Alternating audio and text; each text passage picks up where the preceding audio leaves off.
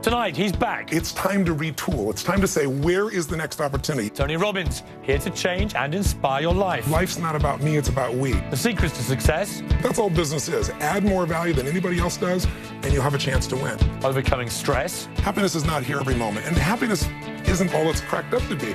Meaning is. And keeping America great. Our celebration of initiative and enterprise, our insistence on hard work and personal responsibility, these are constants in our character. We used to be able to have a dialogue, and today it's, you're right, you're wrong. With inspirational stories and people that you'll never forget. The moment that you were shot, what goes through your mind? You just got to get away. I went to combat, 4 times, but I count my life as my 5th combat. I haven't found any place where the human spirit is limited. Tony Robbins for the hour. This is Piers Morgan Tonight.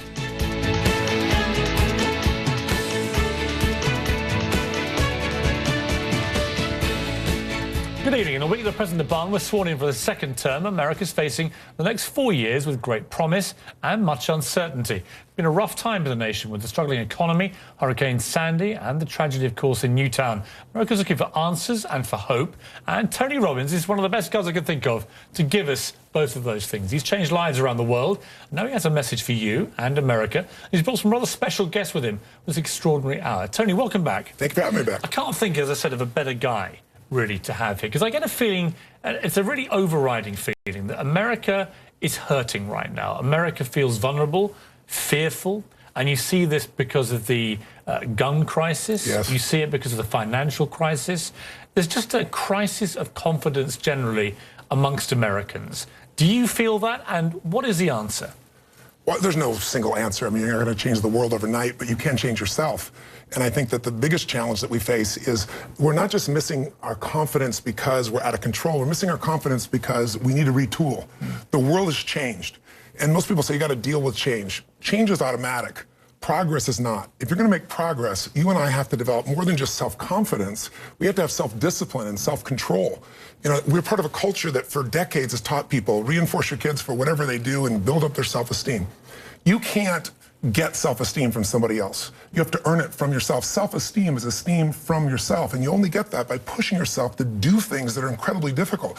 When you have discipline and self-control and a sense of confidence or certainty, that's when people are able to change their lives. And our country has had a series of events that has produced enormous uncertainty. We need to retool, not just get more confident. I mean, on the positive, some of the great periods in American history have followed extremely bad periods, post the Second World War. Yes. FDR, the country's on its knees, yes. and he rebuilt America, yes. and in spectacular fashion. So there is a precedent, and it's not like this is the worst time America's been through, not by a long way. So I think perspective probably has to be brought into this, right? It's perspective, but it's also understanding that there are seasons, and every season gives different benefits. Every season has different pains or problems. If you were born in 1910, by the time you were 19 years old, it was 1929. As you were coming of age, people were jumping out of buildings. By the time you were 29, it was 1939. The world looked like it was going to end with Hitler going. That group of people who went through that developed emotional muscle. Not just intelligence, but a readiness that allowed them to change the world. And I just think this is our season for development. That's not being just positive. It's just saying, here's the truth. When trauma happens, it either destroys you or it drives you. And we have to make the choice of what we're going to use it for. Let's take a listen to something that President Obama said at his inauguration speech this week. The decade of war is now ending.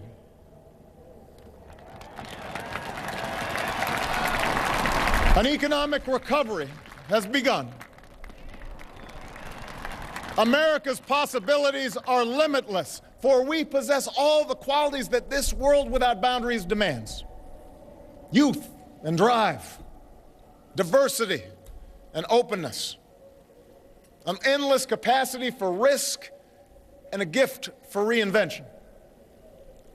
My fellow Americans, we are made for this moment, and we will seize it so long as we seize it together.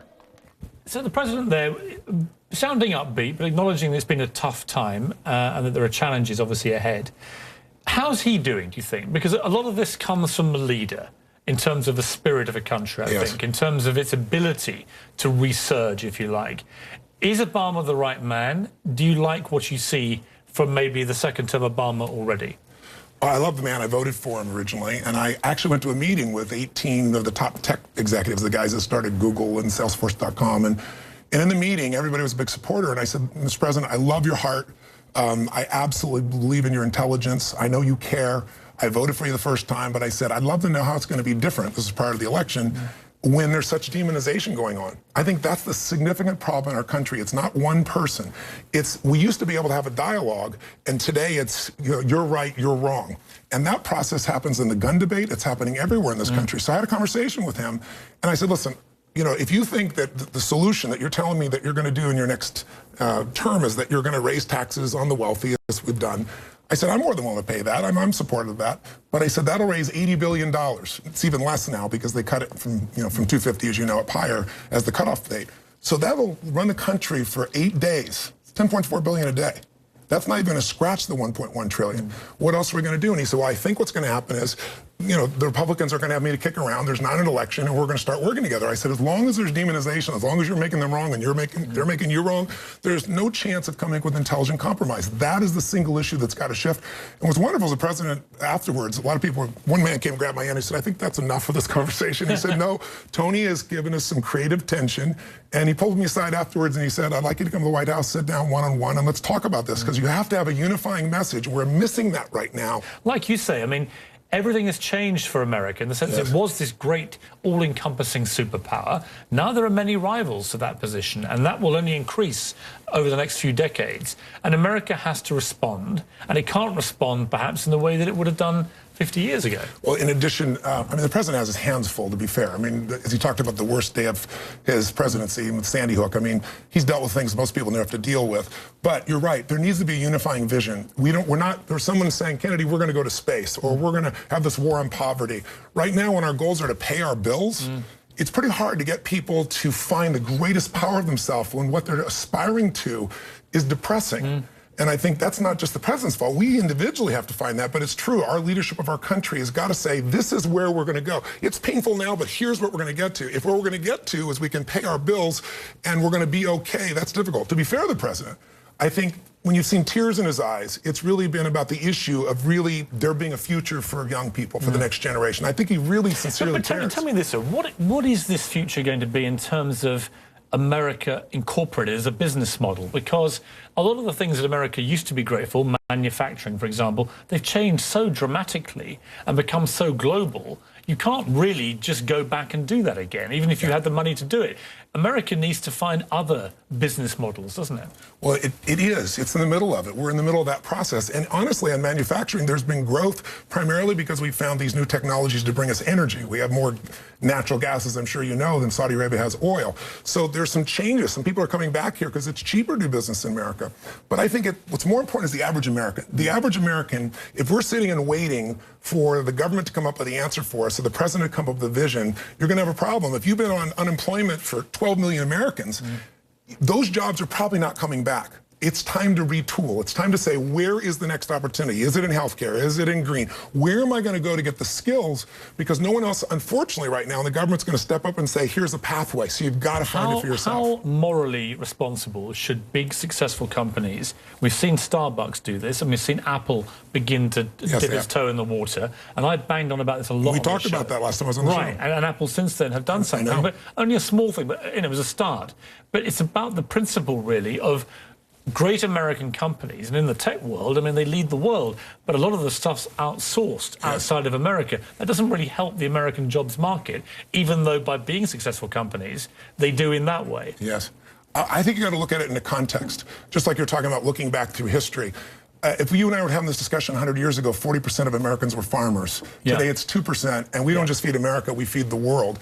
When technology comes and displaces it, it's a chance for us to take those resources and redeploy them. What's missing is the leadership to say, here's where you got to go. The average person, listen, I donated 1 million meals last year personally, not my foundation. We've done 4 million meals together. I believe in helping people that are down. But if you take people for 2 years and you take care of them and you don't give them new skills, they lose confidence, they lose certainty, and I find that they're going to become institutionalized and not being able to be part of a new future. So I think our job is to say, here are the tools to help you get to the next level of your life so you can help create the new American revolution. When you talk about this transformation from post-traumatic stress in all its guises to post-traumatic growth, Yes. Which is an interesting phrase. Explain what you mean by that. Well, it's actually science, but it's not well studied. There aren't a lot of people. Most people know everything about post-traumatic stress, where someone has had a trauma and it severely affects them for the rest of their life. They have shakes or tremors or headaches, they can't sleep, nightmares. But there are people that have gone through the exact same trauma, and they found a way inside themselves to trigger that into a drive where they no longer are broken and where they heal. And when they do, there's three things that people find who they've done the studies on. If you make it to the growth side, where you're expanding and where you're able to deal with it, the number one thing is you find out that you're more powerful than anything you ever thought. You're bigger than any event if you're still alive. Second thing that happens, you find out who your real friends are. You're not your Facebook friends. The people that care, that show up, and those relationships, Piers, they deepen. And the third thing is, it's almost like you have antibodies. You have this set of muscles that allow you to deal with things in the future. And what people do in that area is they decide, I won't be beaten by that, as corny as it sounds. They draw a line in the sand and go, I know if I continue down this road, my life's over. They make that decision. Then what they do is they find something bigger than themselves to go after, a mission. A woman loses her family member to drunk driving, and she starts MAD, for example, and now she's out there muzzling against drunk driving, making that shift. She has a mission larger than herself, and then they start stacking the small victories, and out of that they get emotional muscle, and they're able to help other people. Does it apply to any form of trauma, or are there grades of trauma? I've seen it happen with people that have lost their children. I've seen it with people that have witnessed the death of people around them. People have lost limbs. So I haven't found any place where the human spirit is limited. We've got a great example of that coming up. After the break, I want to bring out somebody who's a survivor of a high school shooting. He's in a wheelchair. Yes. He's an incredible story. He's a young man. I know that you've been working with him, and I want to find out what you think about this.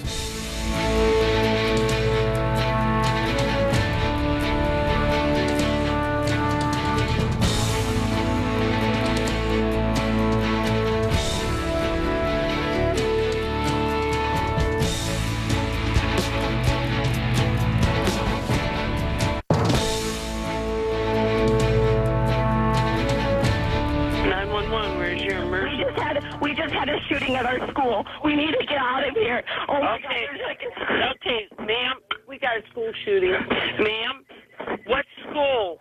Chardon High School. Chardon High School? Yes, ma'am. Everyone's running away, so Where's the student with the gun? I don't know. He was in the cafeteria and everyone just started running. That was a chilling 911 call from last February's deadly high school shooting in Ohio. A 17-year-old opened fire, killing 3 students and wounding 3 others, including Nick Woolsack, who was shot 4 times. Nick and his mother, Holly, join me now, along with Tony Robbins, my special guest for the hour. Welcome to you both. Thank you. I remember this happening, another outrage involving guns in America. Let me start with you, Nick, if I may. You were shot 4 times. You were paralyzed after what happened. You're in a wheelchair now. The moment that you were shot, what goes through your mind? What was going through my mind was I had to get out of the high school,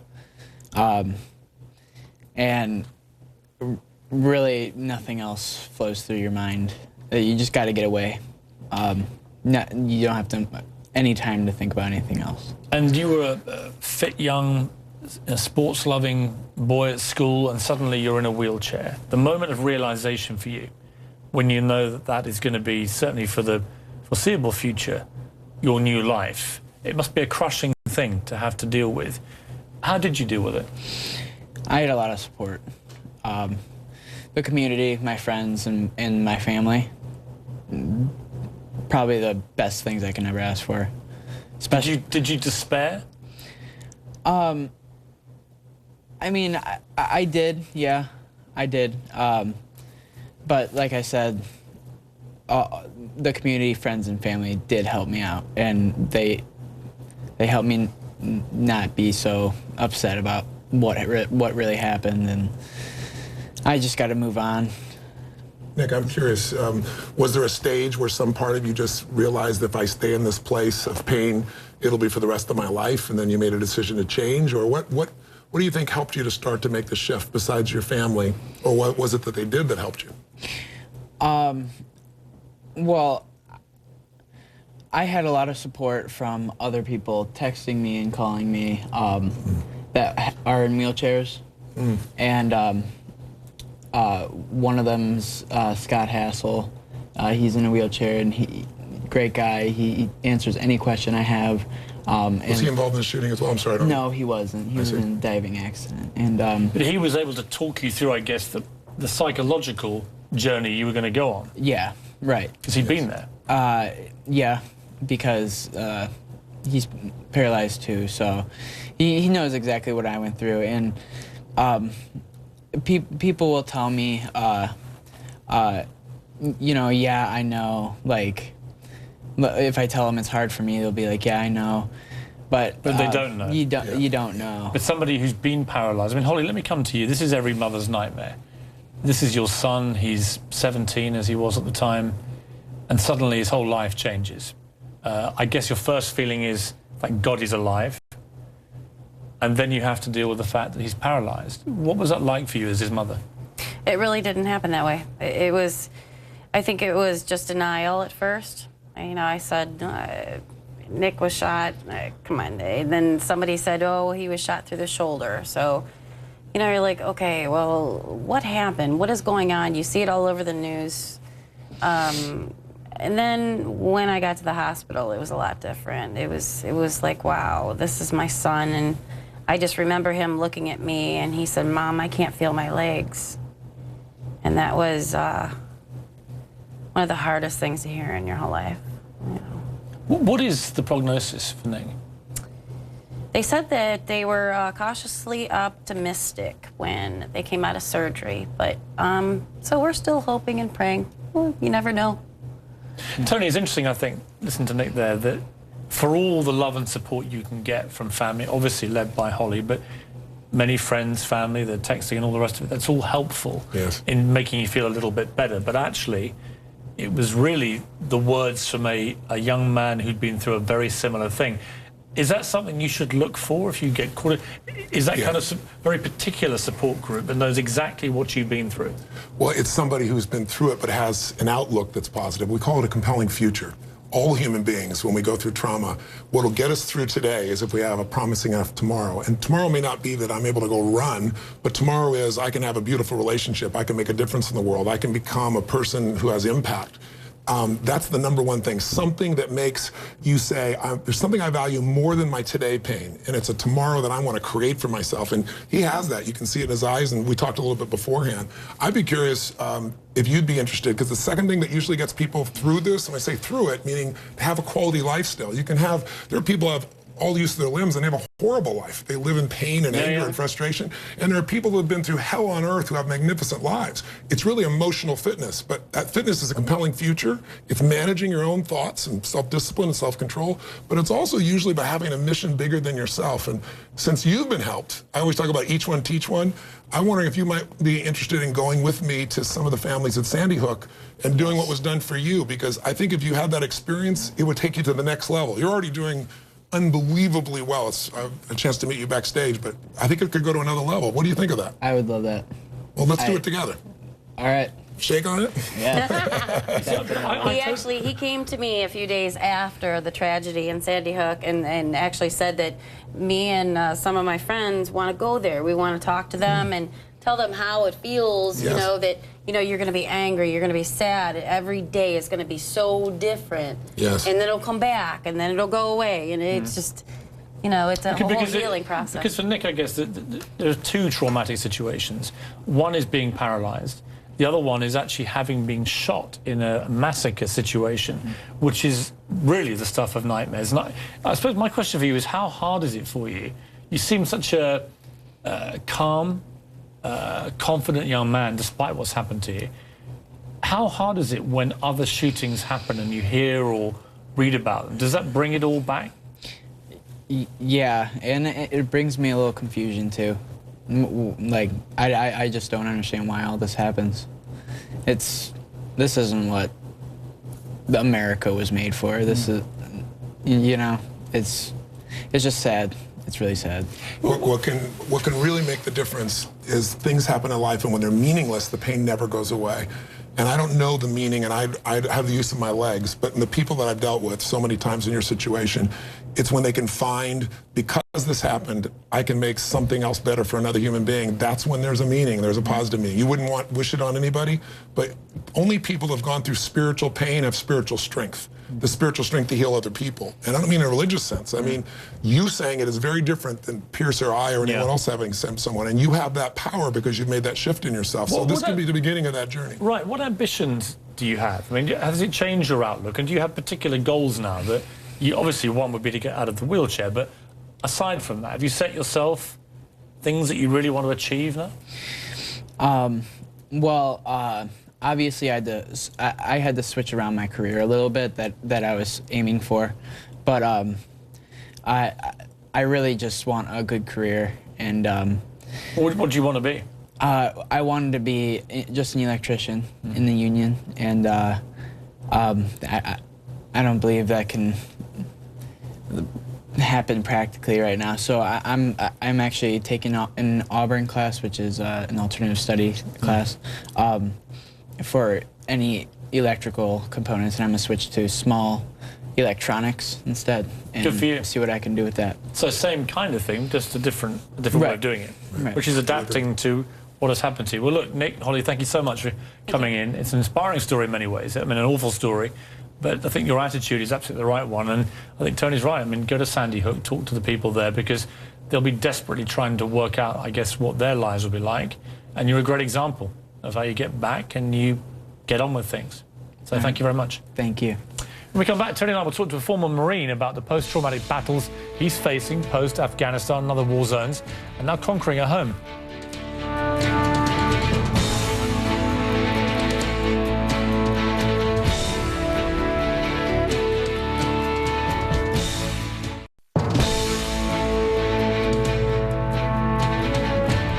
I've been to combat 5 times.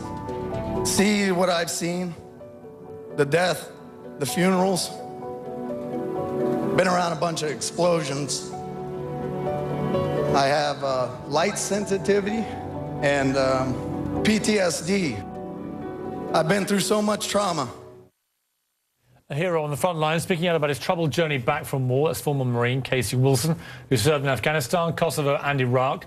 Tony Robbins helped him overcome post-traumatic stress disorder, something that many of America's heroes suffer from. And Tony joins me again now with Casey. That was a very powerful and moving address you gave there.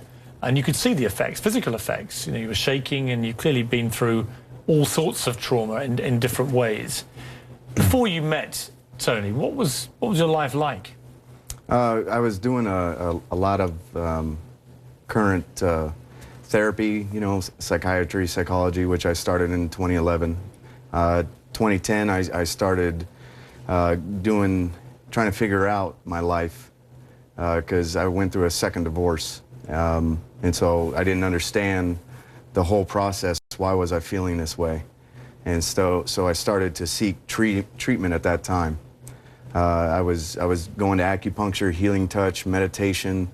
Did it help any of that? Yes, yes. It was helping to an extent. You know, like I said, I was just, you know, 20 plus years in the Marine Corps. I had severe trauma as a child, which I never realized was a problem until, you know, I just added more stuff after more stuff in my life. But you had, why don't you tell me what your symptoms were at the time? Basically insomnia. I'd probably sleep about 4 or 5 hours a night, but I'd wake up probably about 45 minutes to, you know, every hour. You know, I had the severe tremors. Before I knew of my light sensitivity, I was always had headaches and migraines. I'd had to go into dark rooms, take a nap, and you know, I would, you know, I'd be breaking down myself in a sense. And what was the rock bottom moment for you? The rock bottom moment for me, in a sense, was it was after my second divorce. I pushed so many people away. Couldn't figure out why I felt this way. I deployed 8 times. You know, I went to combat, you know, 4 times, but I count my life as my 5th combat, you know, deployment. You know, I've been fighting myself prior to, you know, in my younger age till my age. I am 39 years old when I went to Date with Destiny December 1st. where, you know, I needed to get a little bit of motivation because here I am about to retire from the Marine Corps. And Tony, I mean, there are tens of thousands of American servicemen and women who go through very similar trauma. Yes. It's been a terrible period for the American military, constantly on combat in various countries. What did you say to Casey? What do you say in this situation? Well, it isn't just say, and we've done this with hundreds of wounded warriors and different soldiers. Inside every human being, we have trauma. His was extreme trauma. And there's a personality in him that was beyond wounded. But inside of everyone, there's a part of you that's whole and strong and that's truly untouched by the experience. And so what I had to do is find out, he was trying to express his pain, and I felt that. But then I got him to connect to a part of himself that is whole. This part that you could see on camera, we gave it a name, and the name was Tigger. This guy literally, when he changed to that kind of personality, his glasses came off, he was able to see without the headaches, he stopped tremoring, he'd been shaking like this for hours. All that stopped literally in a matter of minutes, and by an hour later, he was on stage with a group of, you know, about 2,500 people from 80 countries, rocking them, sharing his mission for his life. He found something greater than his pain. He found something he wanted to serve, like he served for his country, but now it's to serve other people, to help them. Is that a regular problem, do you think, for people that come out of the combat zones? Is that, you know, I've got lots of military in my family, and when they're home, actually, even though they're still in, some of them, they get listless, they get restless, they start to feel strange, just not being where they're used to being in that kind of dangerous environment. Well, we don't know how to open up or express or tell our story either, and that's also part of the problem. And the other part too as well is being accepted in society, you know, because there is a brotherhood in the services around the world. Yes. And we have a problem when we come out of the service, you know, to the civilian world, where people will judge us and use, if they find out about our trauma in one way or another, will use that against us. You know, there is no brotherhood, you know, that I would say in the civilian community. When you see people who've gone through what my previous guest, Nick Woolsack, went through, a school shooting, you know, a young man, and all the trauma that goes with what happens to him, what do you think of that? What advice would you give him? Well, basically, he has to take back his life, you know. Finding forgiveness and you know, is more finding forgiveness, you know, for himself so that he can find peace in his life. He has so much potential that he's able to basically going to be able to impact and change so many people's lives. And Tony, is that a regular thing too, that if you feel too angry and bitter about what's happened to you, that's just a huge barrier to being able to get through it? It's not just a barrier to get through it. Science has shown that 5 minutes of rage, which he would certainly have the right to have, or he would have the right to have what he's been through in his life, will shut down literally your immune system for 4 hours. But what successful people do is they stack victories. That's also what we did with him. We saw there's a different set of the rules for integration. You can't come as a Marine. You got to come as this guy who's whole. What was it like before? And when he tapped into this playful guy who has this jump in his step and is laughing, that's when the glasses came off, and he said, I want people to see my baby blues, you know? And people were cheering, and he got to feel this connection with people at a human level. That's what changes it. But also, it's having something that you value more than your pain. He values mission. He values being able to make a difference. He needed a new mission back here at home, and he's found that mission in lighting people up. Casey, good for you, and thank you for your service. Thank you. Which is still actually ongoing, you told me, and wish you all the very best with it. And also, more importantly, I think with your life and the comeback you've made, it's extraordinary to see. Yes, thank you. Good to see you. Coming next, a true rags to riches story from a man who lost everything and is now worth $50 million. A lot of it down to this man again, Mr. Robbins. We'll find out how he did it, coming up next.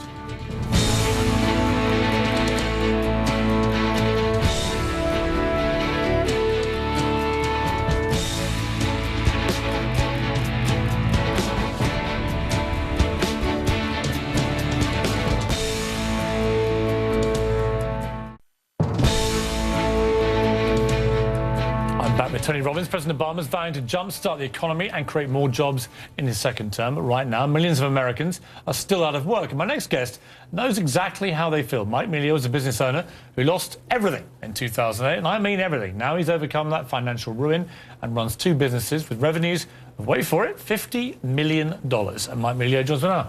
Congratulations. Thank you. It's been a roller coaster ride. You've known Tony for 17 years, and you've been up and down in that period. Tell me quickly the journey you've been on. Yeah, I started off coming from a very challenging background, single mother, raised by a single mother, had no education, and really no hope. And what I always say, I was lucky that I was put in front of an icon of empowerment. No, he is. I mean, every time I interview him, I feel empowered. It's true. And you know what he is an incredible educator. And by the grace of the universe, I was able to fall in the lap of this educator, and he helped get me out of that place where I was, where there really was no hope. He was homeless at the time. But what I love about Mike's story is that Mike didn't just help himself. He built a small business to start with, and one of the young women that worked for him was addicted to meth, is that right? Methamphetamine. Why don't you share with them the story and how you ended up in your new business? Yeah, a young woman had come to work for me a number of years ago, and you could tell that something was wrong. And she was addicted to methamphetamine. She was a daily user of ecstasy, and I got her involved in Mr. Robbins' program. Within 30 days, she was completely off drugs. And it turned out that her father, her dad, was incredibly successful in the metal recycling business. And I got a call from him shortly thereafter that just said, anybody who has this kind of influence over other human beings, we need to do a business deal together. And he put up $500,000 for me to start my company. He co-signed for a ton of equipment. He taught me the business. 7 months later, he allowed me to buy him out. And years later, then I just continued to grow and grow and grow. Till 2008. Yeah, till 2008. So you built up this $30 million business, and then you literally almost lost it overnight in the big crash of 08. It was interesting. You know, 4 months before the crash, Tony calls me and says, Mike, you need to prepare. And as everyone in the country kept saying, you know, we're strong. The economists were saying, we are strong. And I didn't listen to him. And, you know, I should have listened to him. Why wouldn't you listen to Tony Robbins? Things were going great. Things were growing great. But that was mainly thanks to him. Yeah, absolutely true. No, absolutely true. He did it. And I'll tell you, overnight, as you know, the economy collapses. The metal business completely collapses. And when that happened to you, and you having gone from literally nothing, you're a homeless guy, to a $30 million business, and then it all disappears. What's that like for you? Yeah, I didn't care about losing the material possessions. I had a 3-year-old son at the time. He's now 7. The only thing that was going through my mind was, how do I face my son? From the day that he came home from the hospital, I was determined that he was not going to grow up in the same environment that I did. And all I wanted to do was be able to have my little boy sit on my lap when he was old enough and say, you know what, Enzo, there's nothing that you can't do. You can become anything. I don't want my boy to look up at me and say, Daddy, you know, if that's so true, how come you haven't done it? And that's what was crushing my heart. I just could not fail and come up with an excuse for this little boy. Tony, I mean, can anybody be like this, or do you have to have a little bit of what I detect here, which is that ferocity of spirit? I think ferocity of spirit is critical for everybody, but we all have it. It's like a muscle. Do we all have it? Yeah, we do. Courage unused, though, becomes weaker. You know, determination unused gets smaller. Passion unexpressed gets smaller. It's like any muscle, the more you use it. And he's been using it for years. You know, his son, though, here's the other thing. He had a reason larger than himself. You see the pattern in all the people that have overcome. He wanted to do for his son. At the time, he told me about his worried about all his employees. I mean, he really cares about his people. But here's the secret, though. You have to make that shift where it's no longer an excuse. If you give yourself an excuse, humans will take it. If you're going to take the island, you burn the boats. And he burned the boats and said, I'm going to find the answer. First, he shifted his psychology, came to my business mastery program, and then he got the skills. Because like I said earlier, it's not just confidence. You got to have skill, and he had both, and he found the way. Show them what you did. Yeah, after that particular business mastery program, again, as Tony says, 80% of it is psychology, and then 20% of it is mechanics or the strategies. But unless you get the psychology down, the mechanics don't matter. And I can tell you from that day in November of 2008 where I made that decision that I was not going to fail, and I kissed my lady and said, I'm going back to work. And we went out there and I learned how to export. And when there was no market for steel in the United States, I was able to export to several different companies or several different countries. And we took off from there. We continued to grow. And it was just, again, it's about a mindset. It's about having a level of pride. For me, it was coming from where I come from. The Melio name didn't mean a whole heck of a lot. And I was determined to change that because it's something of what I call generational influence. I'm not doing this for me. I'm doing this for my son. And is that good advice, Tony, there are millions and millions of Americans out of work at the moment. Many suffering very hurt pride, never mind anything else, and real financial hardship. Is that a good focus to look at children, to look at other things and say, you know what, stop feeling sorry for myself, it's for him, for her, it's for that? I think what's really beautiful about most human beings is we'll do more for others we love than we'll ever do for ourselves. And motive does matter. If you're just trying to do something for yourself, you only get a certain level of insight. If you're trying to do it for your family or your community or the world, you get a different level of skill and insight. But it also comes to having a belief. You know, Mike got the belief out of Business Mastery that money is still changing hands. I need to find out where to go get that to add value to people's lives. Not how do I get it, how do I add value, and where is that value available to me? Mike, what do you say to these people suffering in America right now? I got to tell you, Tony is absolutely right. We need to take the focus off of ourselves. And we need to stop feeling sorry about ourselves. It's about serving humanity. It's about serving people. It's all about service. And we have just got to get out there. Again, Tony talked about earlier about retooling. It's about learning new skills. When I talked about finding an icon of empowerment, whether it's Anthony Robbins, whether it's someone like Oprah Winfrey, whether it's about a school or a university, you've got to get in there and you've got to learn the new skills.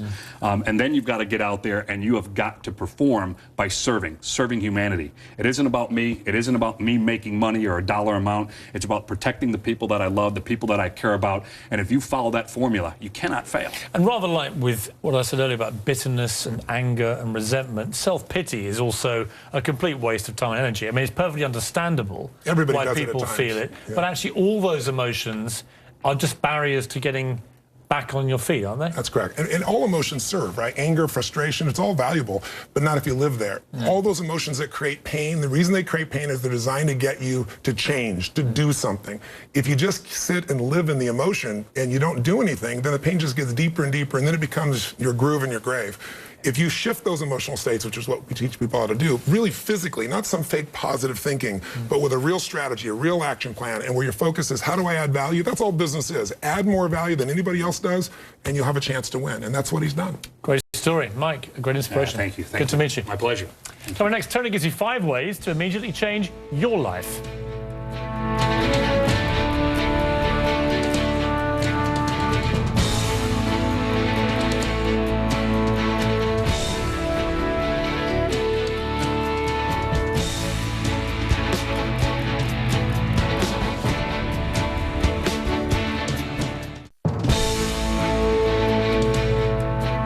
Now our special guest, Tony Robbins. Tony, it's been a fascinating hour to meet 3 people from very different experiences. Yes. But actually common themes being they've all had knocks in their lives of different degrees, which have caused a lot of emotions.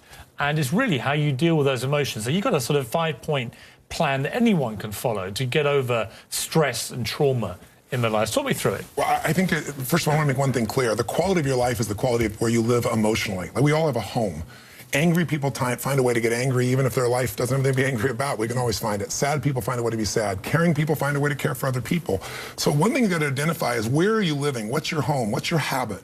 And then the way to change it is, when I was homeless, literally on my own, just getting started, I didn't have the internet, but I decided I had to go to a library and I had to feed my mind. And I always tell people the first stage is, weeds grow automatically.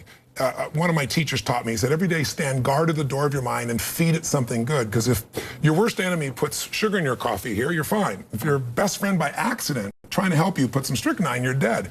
So if you feed your mind every day, 30 minutes a day of reading something, hearing something. Second, you got to strengthen your body. And the reason, Piers, is fear is physical, right? So is stagnation, so is numbness, so is sadness, so is rage. And when you go in and change your body by an intense workout or a run or even an intense walk and the blood's flowing through you, science has shown it instantly changes your biochemistry. And now your mind and body are working together.